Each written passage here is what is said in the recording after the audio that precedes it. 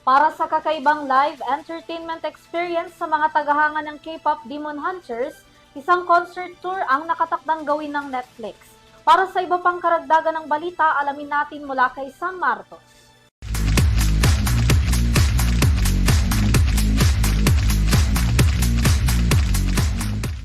Mula screen hanggang entablado dahil opisyal nang bibigang buhay ng Netflix ang mundo ng K-pop Demon Hunters sa pamamagitan ng isang pandaigdigang concert tour na inaasahang magdadala sa kakaibang live entertainment experience sa mga fans.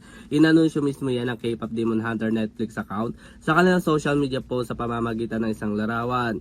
Saad pa nila sa kanilang caption, nakipag-partner umano ang Netflix sa AEG para makabuo at makapag-produce ng global concert na hango sa animated film na K-pop Demon Hunters. Matatandang napanood ang animated film noong 2025 sa giant streaming platform ng Netflix kung saan umabot sa mahigit 500 million views worldwide.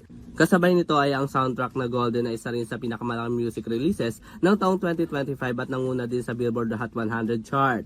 Hindi naman napigilan ng ilang mga fans ang kanilang pagka-excite na inanunsyo na magkaroon ng K-pop Demon Hunters ng World Tour. Samantala sa ngayon wala pang inilalabas na date kung kailan magsisimula ang nasabing World Tour.